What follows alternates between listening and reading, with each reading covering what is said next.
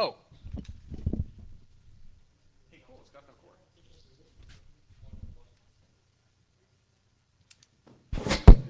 Check, check.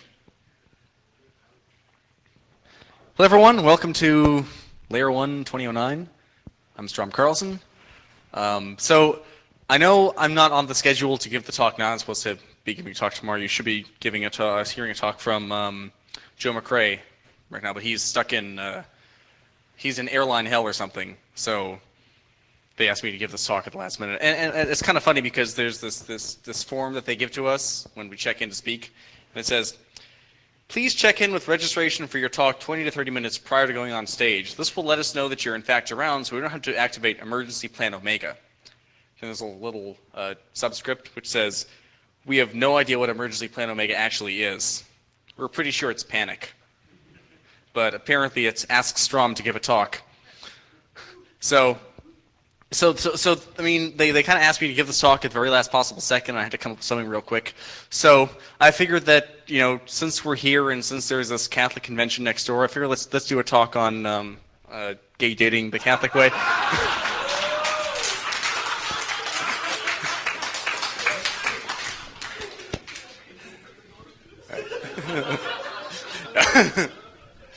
But no, this talk is called "Why Your Mother Will Never Care About Linux."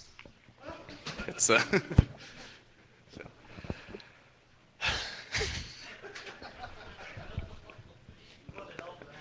Yes. Sorry? Yeah, sure. Yeah. Sorry? M? Make shirts of that? I don't know. We've got to find him. So.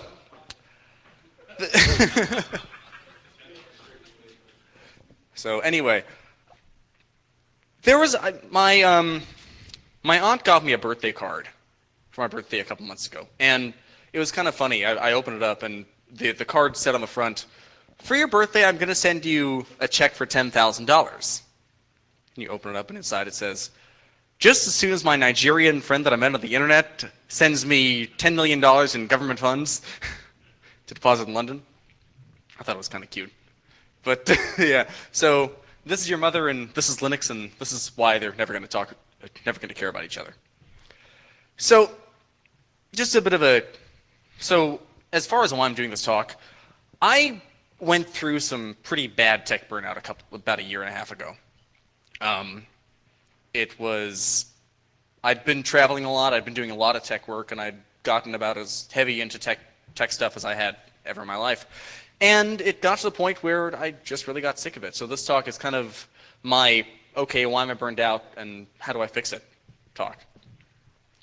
So who wants to guess what these people are standing in line for?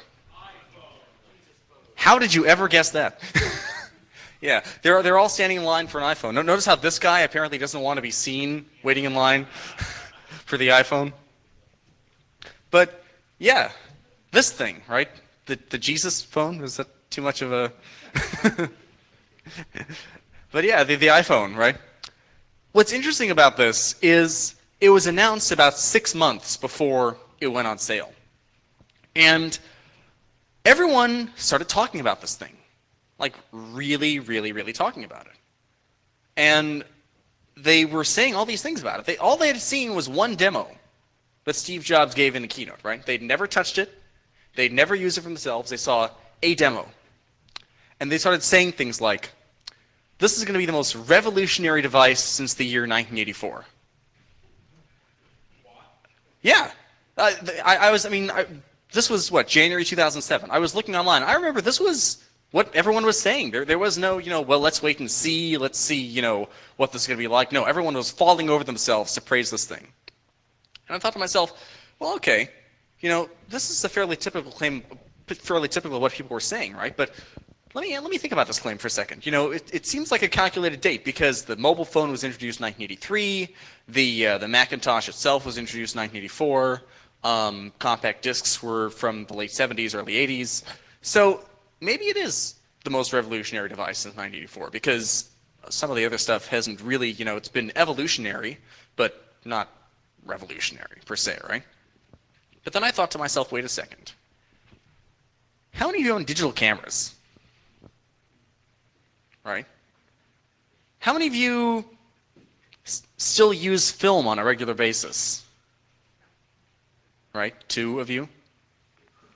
The digital camera didn't become a consumer item until 1988 and didn't really become a viable going concern until the beginning of this decade, right? And the digital camera, this simple little device, which has now completely replaced film as a consumer product, film was kind of a specialty item, and has caused the stock price of the Kodak company to go into an irreversible tailspin since the year 2000. So you're telling me that the iPhone, that the camera, the digital camera, which has killed the market for consumer film, is less revolutionary than this dingus? Right? Sorry? A dingus. Yeah. D-I-N-G-U-S, not the rubber boat thingy. But, so, I mean, yeah, I wouldn't say this is that revolutionary. I mean, for God's sake, there are things that it's only able to do now, which we've kind of taken for granted. So, let's take a look at this, right? Why are we so obsessed with these toys? Why do we go so balls crazy about them? Why do we do these things, right? Why are we so obsessed with all of this gadgetry? So, let's look at a few different things, right? We're going to look at Apple, right, and how people seem to think they can do no wrong. We're going to look at Microsoft and see how some people think they can do no right, right? And we're going to look at Linux, which is kind of like the cult of code and open source, right? So, let's start by looking at Apple. Apple is a company you all know about. There are some people using Apple computers in this room right now. And it's interesting because Apple is led by a guy named, of course, Steve Jobs, who, I mean, it's kind of interesting when you study the way that Steve Jobs and Apple are so really, really interconnected. The company, after he left the company kind of started faltering and just got worse and worse and worse until he came back. And now it's just been getting better and better and better, apparently. It's not like there's a cult of personality going on with this at all, Nothing. I don't see that, do you? But, I mean, Apple does make some products which are useful. I mean, these are not bad products. People buy these things, right? I own an iPod. I at one point owned a MacBook until it fell apart, but let's not get into that. And these aren't bad products, right? But the interesting thing about it is that people are more crazy about Apple products in general than they are about other company products. I mean, there are sort of apocryphal stories of people just noticing that you have a Macintosh and coming up with their Macintosh and starting to say things like, oh, don't you just love your Macintosh? Isn't it the most wonderful thing ever? And people are a little nuts about this. I mean, it didn't take long searching online to find people crazy enough to do things like, oh, I don't know, make portraits of Steve Jobs out of Apple icons and product photos and so on. This is a bit obsessive, is it not? I have never seen any other company's product that people will go out and buy and then post photos of themselves, not just posing with, but actually licking the boxes of on Flickr. I don't know who this guy is. Shenanigans? Right? But, I mean, people are undeniably bonkers about Apple for whatever reason, right? And the same people who are bonkers about Apple seem to have more than just a little bit of dislike for Microsoft. I mean, maybe if you're in the Apple camp and you think Apple is the greatest thing since sliced bread or the telephone, right? And you think Steve Jobs is the ultimate and cool, maybe Microsoft just doesn't seem quite as sexy. Right?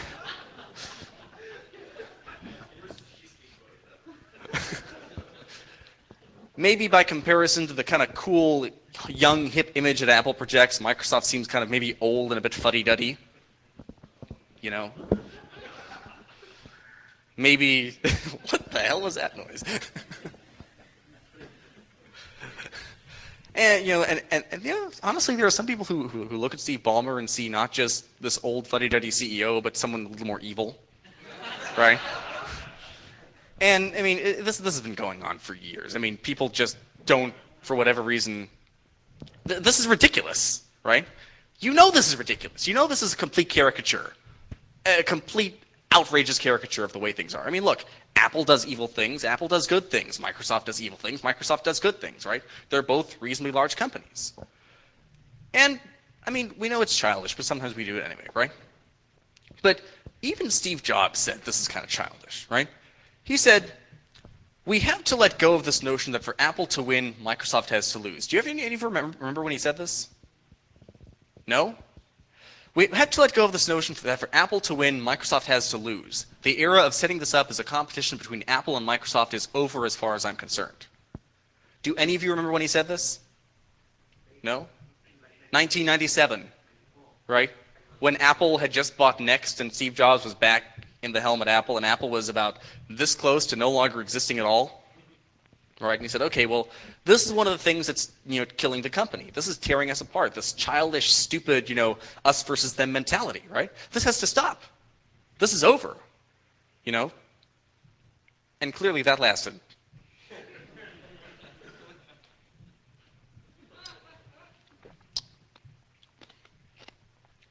So now, what's interesting is that there are kind of two split-offs from the Microsoft camp, right? There's the Apple fanboys, and there are the Linux fanboys, who also seem to hate Microsoft with a passion if they're open source people, right? And what's interesting about Linux is, there are certain things it does really, really well, and there are certain things that it does really, really badly, right? It works great for server applications. Absolutely wonderful for server applications. I got Linux servers running my web server. I've got them in my apartment. I've got a file server. I've got a PBX, right? And yet, for whatever reason, Linux as a desktop operating system is still not really a going concern. It's gotten better, right? But it's still kind of a bit of a joke, right? You wouldn't really seriously use Linux as your desktop OS in a business setting, unless all you ever did was work with Linux servers, right? Because all you would ever really need was the terminal window, right? And the really, really cool looking terminal window, and then the thing on the side that shows you all your system stats, the CPU speed and the temperature and how much RAM you got left and whatnot, right? But I mean, it's not really a serious business desktop application, right? And so to kind of see what people are saying about this, all we have to do is go to the world's greatest source of instant bullshit, right? And see what people are saying, right? Just do a search for Linux and see what comes up. So these are some screenshots. There's just after I converted my personal laptop over to Linux only, I found out I might have to be traveling some for work, so I just loaded Windows back, right? So this guy obviously understands it's not a going concern. And then there are the people who think, oh my gosh, Linux. I can put Linux on anything. I can put it on a toaster. I can put it on a water glass. I can run my microphone on Linux, right? And like this guy, right? I'm salvaging files from Pentium 133 so I can retire it. I can't believe it's still working. Maybe I can resurrect it with Linux, right? I mean, it's not even worth the electricity to run that thing anymore, right? My telephone, for God's sake, is, I think, 100 times more powerful than that machine, right? And then, of course, you just get the people who are very clearly just hopelessly gone. Like I found this one. This is the guy's Twitter background, by the way, the Ubuntu desktop. And it's and then you look at the rest of what he says, and it's all jokes like this. It's all Windows bashing, yay Linux jokes, right? I mean, nothing else. The guy has got a one-track mind, right? The penguin icon, and yeah. And this is kind of crazy, right? Why are we obsessing over the tool? What difference does it make what tool we use as long as the tool allows us to complete a job, right? I mean, you don't go around looking at a cabinet, woodwork that someone's put together, right? Or something that someone's nailed to the wall and look at the nail and say, well, this is good, but he only used a Sears Craftsman hammer to hammer it in. You know, you're right. A hammer is a hammer. It hammers the nail in, and as long as the hammer does the job, it's good, right? So why are we so nuts about this, right? I was looking around. I was just poking around on one day. I was looking for photos of TourCon, and I came across this one. We've all seen this, right? Here's the San Diego Convention Center on Twitter or on Flickr. And so I'm looking through this, and then I thought, okay, it's a photo, and it's from TourCon, and there's people commenting on it, right? Then I noticed something a little weird about this. Do you notice something a little weird about this? Well, I looked closer, right? And on Flickr, there are these things called groups, where you can put your photo in a group of similar photos. So like, photos of cats, or photos of dogs, or photos of glasses of water, or whatever your particular fancy is, right? And this one says, "Hi, I'm an admin for a group called Nikkor 55mm f/1.2 AI. And we'd love to have this added to the group." Because apparently in the metadata somewhere, it's taken with a Nikon camera, but apparently in the metadata somewhere it tells you what lens was used to take the photo. So the guy's like, hey, let's create a group only of photos taken with one specific lens. I mean, come on, people. Does this guy have his mind or what? Right? Yet this is exactly what we do. Right? We idolize the tools. We say, oh my God, my tool is so much better than your tool. I love this tool. This tool is awesome. This tool is perfect, blah, blah, blah, blah, blah. And we don't really pay attention to, like, does the tool actually do something useful? All right? It's not a question of, this is a nice photo, but it's a question of, oh, here's a photo that was taken with this lens, right? It's missing the forest for the trees. It's like saying, oh, this car has awesome wheels, but ignoring the fact that it can't actually go anywhere because the engine's broken, right? So where does this come from, right? Why do we obsess over things? Why do we obsess over these things and not pay attention to what people do, right? I mean, like, how many times have you picked up a device or gone to the store and looked at something that you want to buy, some electronic toy, some doohickey, and you look at it and you can't figure out how to use it, right? And you look through the manual and it still makes no sense, and you think to yourself, probably an engineer built it, right? And the engineer isn't the kind of person in this specific case who would have considered how people use the tool, right? It's just a matter of how can I make the tool all whiz bang and happy and whatnot, right? So where does this come from, right? Why are we so obsessed with the tool and not paying attention to how people use the tool? Well, I've got a theory which may, as a disclaimer, just be complete bullshit, but here's my theory, right? Think back to a long time ago to a place called high school, right? How many of you remember this place? One person remembers high school. Wow. Either you're all asleep or you're all repressing your memories. So wake up. Right? Sorry? Oh, okay. Well, that's pretty good, right? But think back to high school, right? How many of you in high school were the popular kid? Right? Accident, there we go. Right? I wasn't. I sure wasn't, right? And who were the popular kids in high school, right? They were the ones who played sports, right? Which few of us did. They were the ones who were the cheerleaders, which few of us did. Right.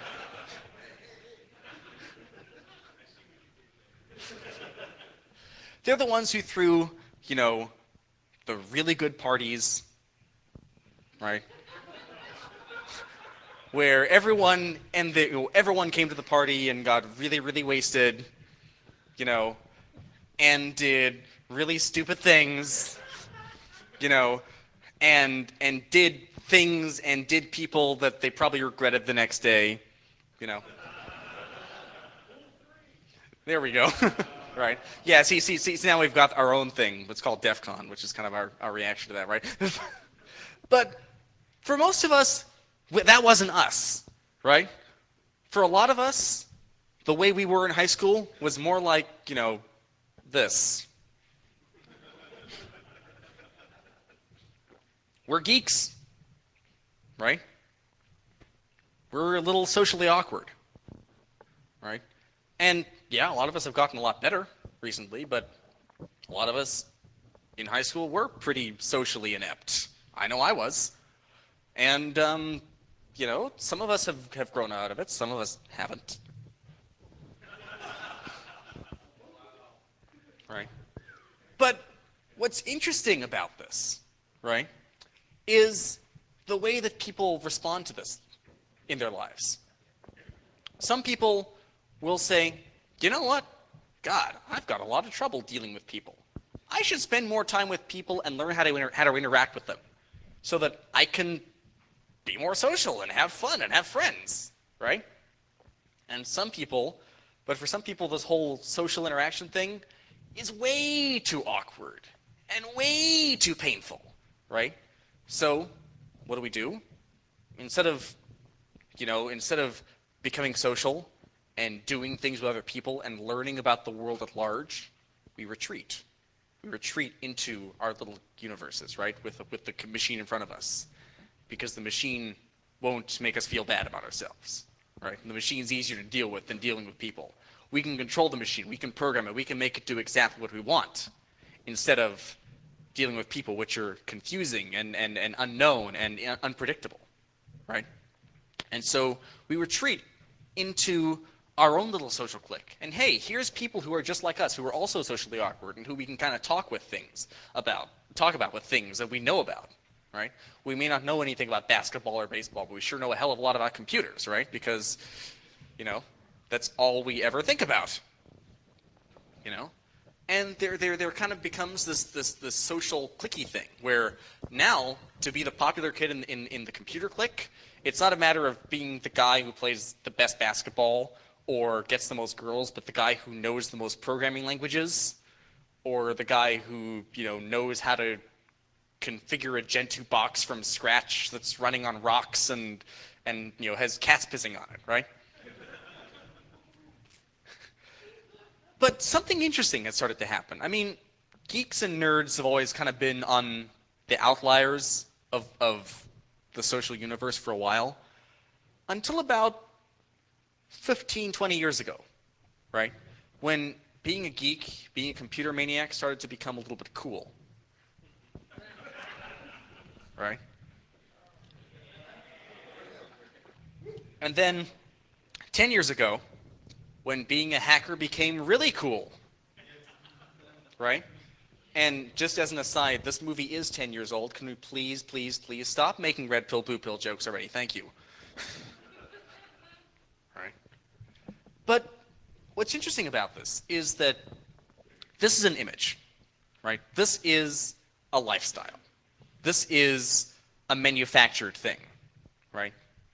Yeah, it's all cool to be the guy with the leather coat who knows how to run Nmap. But, there's a difference. There's a difference between being the guy who wrote Nmap and the guy who uses Nmap, right?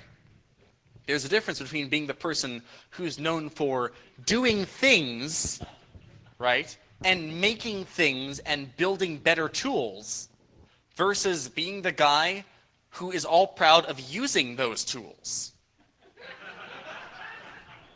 Right? And, I mean, yeah, this is a little mean, but it's an interesting contrast, right? Because we know people who are known for making tools, and then the other people we might directly call the tool, right? But what's interesting about this is that in many geek circles, this is seen as something to strive for, right? It's sort of like you're the cool person if you've got the Ubuntu shirt, right? You're the cool person if you went to the con and got all the swag. You're the cool person if you know how to configure 35 different types of web servers, right? And yet we make fun of people for listening to certain kinds of music, right? Or shopping at specific stores, or for buying only specific kinds of products, right? And yet, it's the same thing that's going on, right? We're building identity around these things we use and these things we consume and these things we buy, rather than building our identity around the way we make the world better, right? I mean, yeah, it's all fine and well to have set up, 100 computers for an office, right? But how about being proud that you not only set up 100 computers for the office, but that you figured out how to make the office function more efficiently, right? And rather than just saying, oh, I set up the computers, but and I'm the king ship because I set up all the computers, and that's the end of that, right? We build our identity around these tools. I mean, it's to the point where, you start talking about your specific favorite flavor of Linux, and then someone next to you who thinks that's the most evil thing in the universe because their flavor of Linux is better starts deciding that you are the most evil person in existence because you like Debian and they like Gentoo, right? This is ridiculous, but we all do it. And well, I guess kind of the interesting social engineering upshot of this is that you can use it to your advantage when you're trying to get support for Linux, right? Because if you go onto the channel and you say, hey, you ask politely, like the instructions tell you to, and you ask your well-researched question, and you ask really politely, hey, I'm having some trouble with this auto-configuration on an older P4 machine. Would anyone mind giving me some assistance? What happens? Right? Well, what else happens? Nothing, right? You sit there for 3 hours, and you repeat your question every 15 minutes or so, and nothing happens.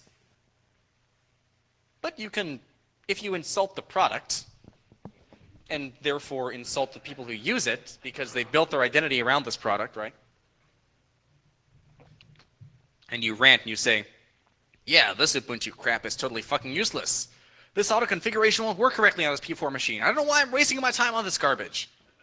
This is something I actually had to do, right? I was trying to get this auto config working. I had to resort to this exact line, right? And then I got responses, not these actual responses, but I got responses very similar to these. Right? Right.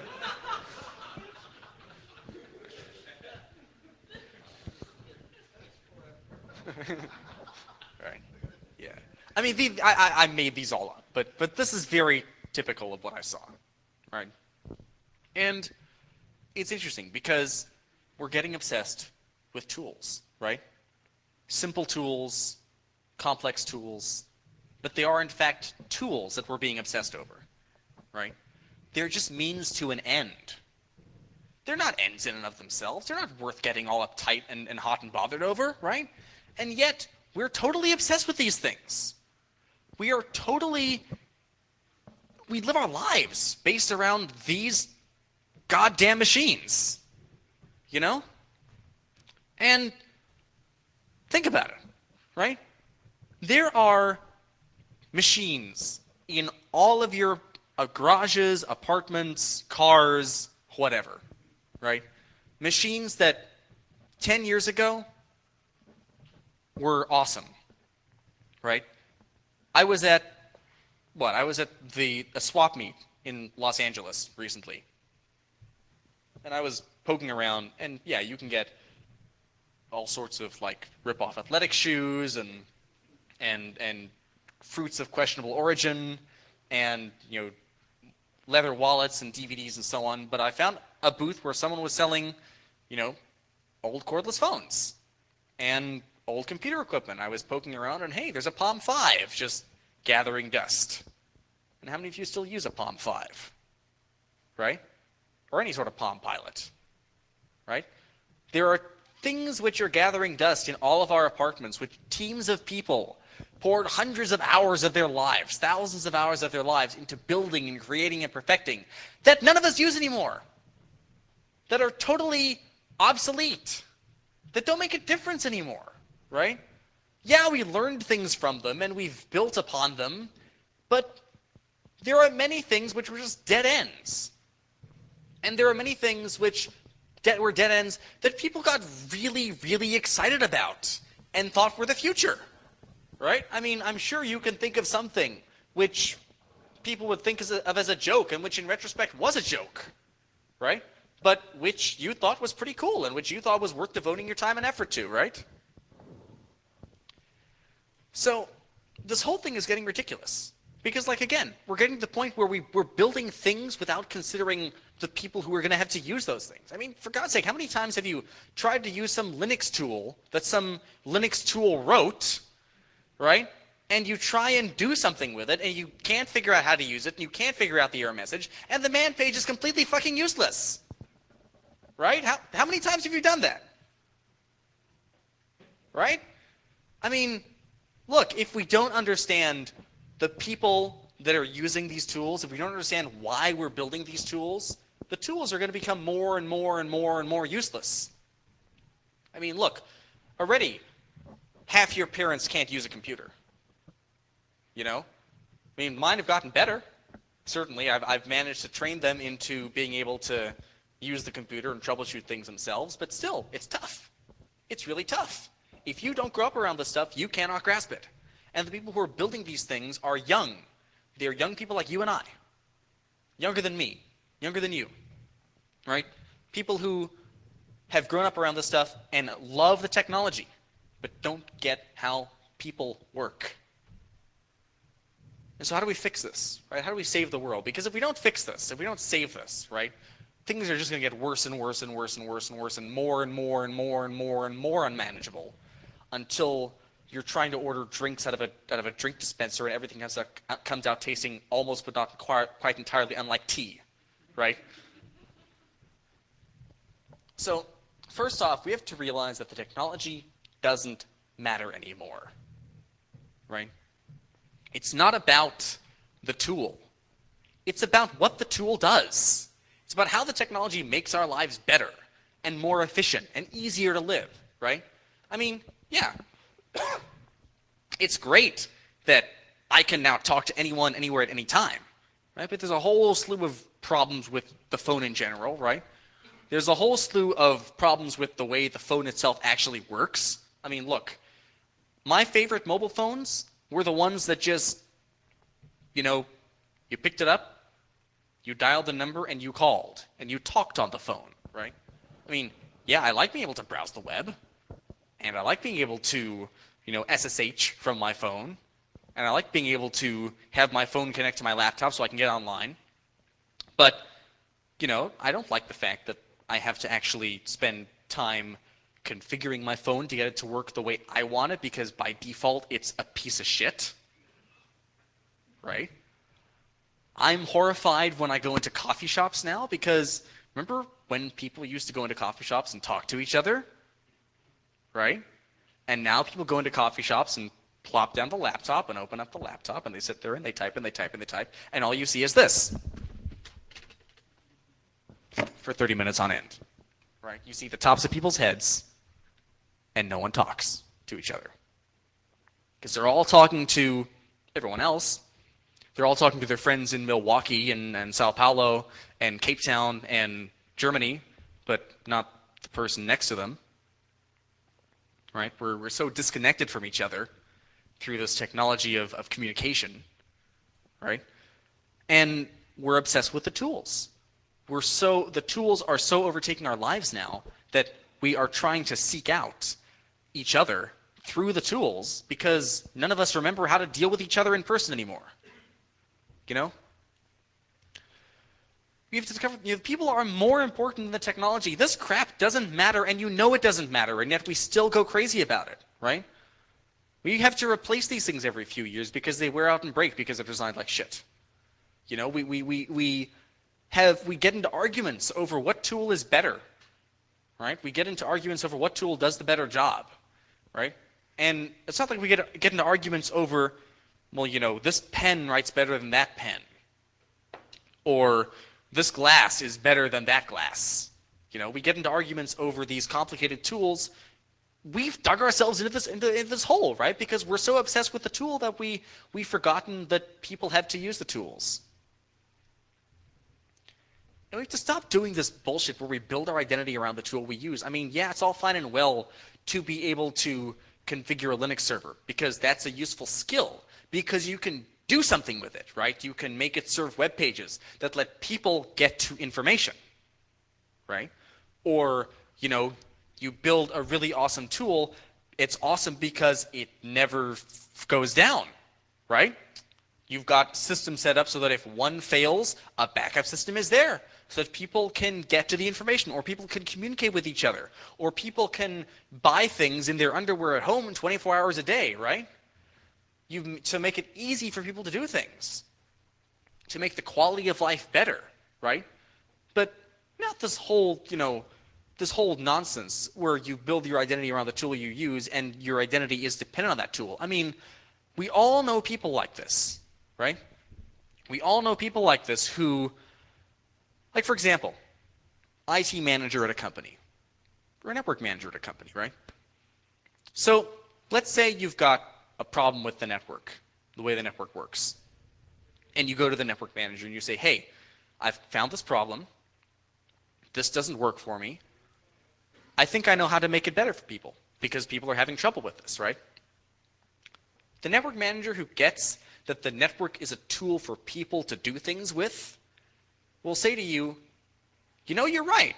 That is a bad way of doing things. Why don't we work together on making it better? Or tell me what you want and I'll try and work something out for you, right? Versus the person who doesn't get people, and the person who doesn't understand people, and the person who thinks that the tool is the end-all and be-all will go, fuck you, not my precious network, right? And you laugh, but you've had this happen to you, right?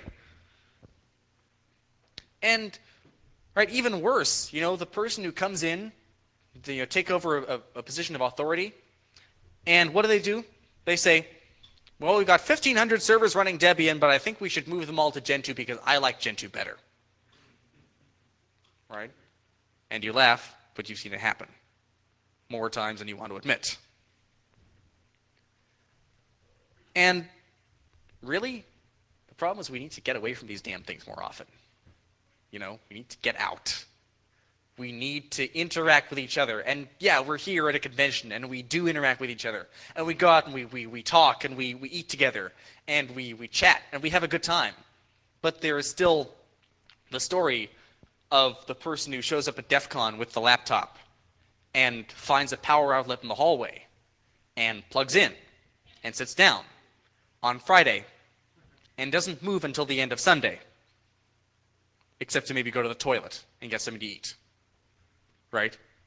I mean, yeah, it's great that we socialize with each other, but I think we're still too obsessed with these things, right?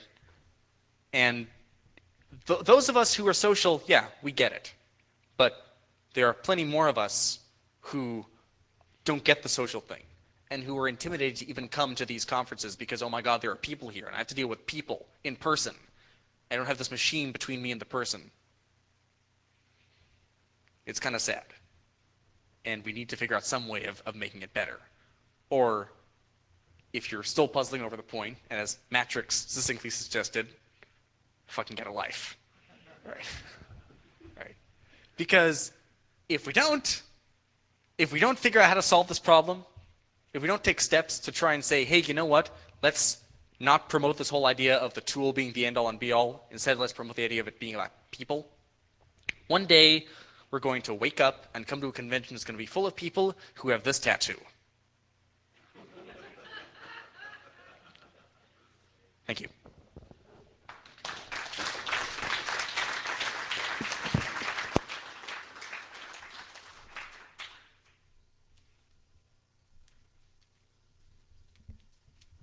Do you have any questions? Comments? Yeah.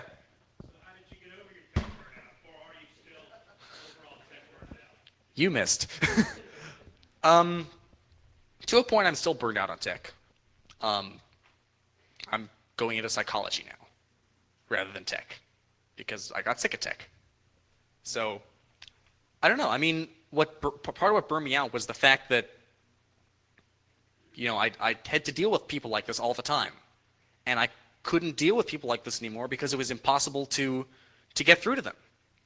I mean, all they saw were numbers and things rather than the end result of those numbers. The story, the breaking point for me, I think, was, I was working for a company built around this idea of open source software, and I was going around giving classes, teaching classes, teaching people how to use this stuff. And so there was software and there was hardware too that the company produced. And so for the class, we had to go out and, part of the class was you would come and you would get all this hardware. And when I went to go teach this one class, which had 16, 18 people in it, that each paid $3,000 to be there for the week, only half the equipment was there. So I called up and I said, hey guys, I think there's been a mistake. Only half the equipment's here. Can you please ship it soon? Because, these people want to take the course and I can't really teach the course unless all this stuff. Okay, sure. Just a second. So I got a call back. We shipped it. Awesome. What's the tracking number? Here's the tracking number. Thanks. I go punch the tracking number. 2-day error. Right? Because all they could see was, oh, that's too expensive. And there was this whole culture, because everything was Linux at the company, there was this whole culture of, oh, we can build it ourselves. We can do it for cheap. The first time they sent me out to teach a course, rather than sending out, network cables, they sent 1,000 feet of Cat5, a bunch of ends, and a crimper. Right? Because that was cheaper. That part of the time wasn't in my contract. I learned that lesson, but yeah. That was, so all they saw were the numbers. They didn't see that, hey, there are people here who are getting angry because they paid a lot of money to take a course and they're not getting the course. So that was the breaking point for me. That's kind of what made me realize that this whole thing is insane.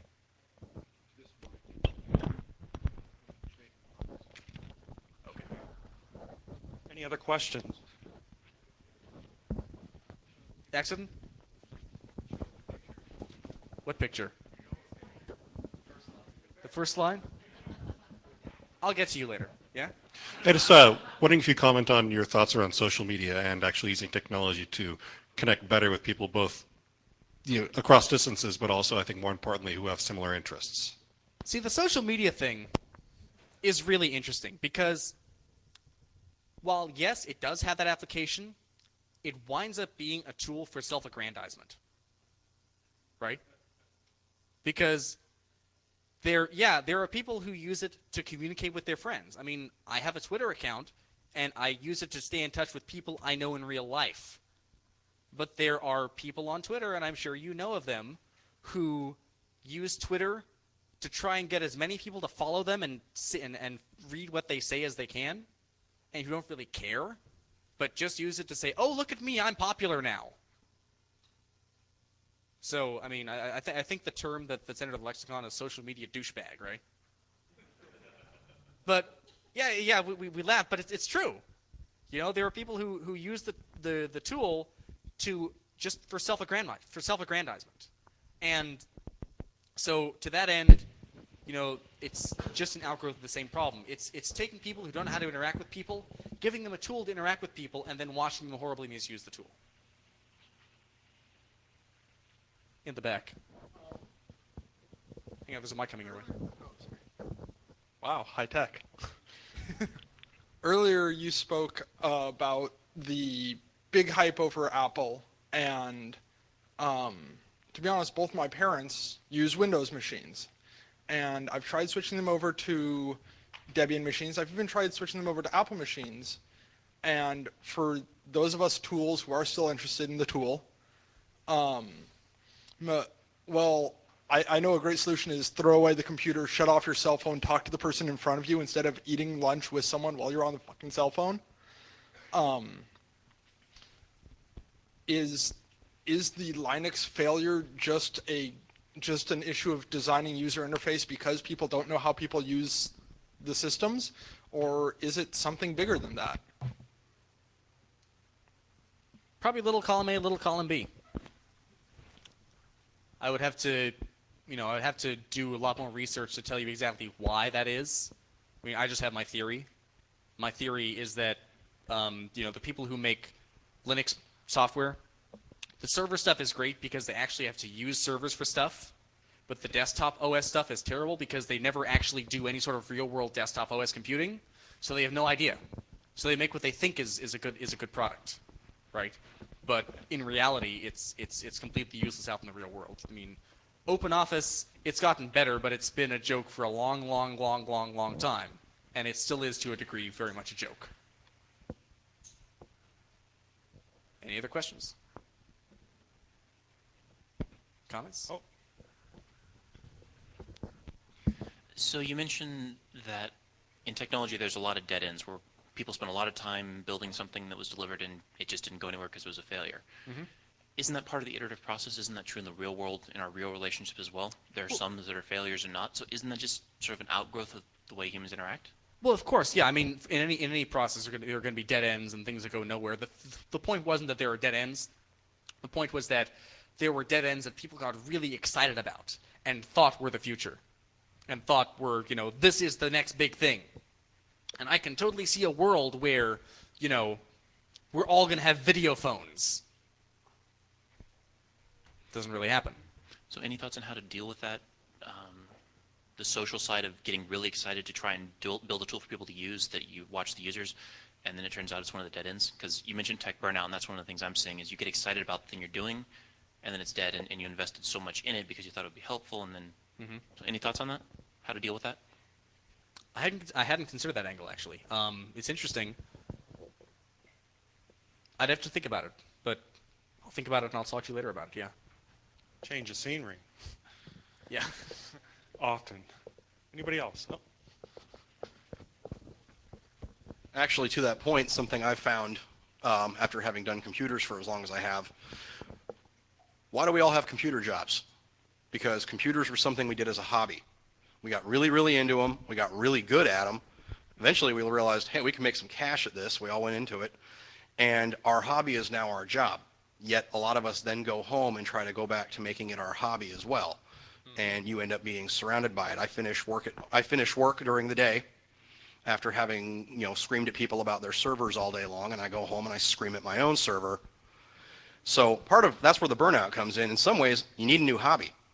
Your hobby is now your livelihood, so you need to go take up fishing or cross-stitching or something else for you to do as an aside that doesn't tie into your day job. Yeah. Because I've seen that a lot as people burn out over the years. It's because all they do is computers,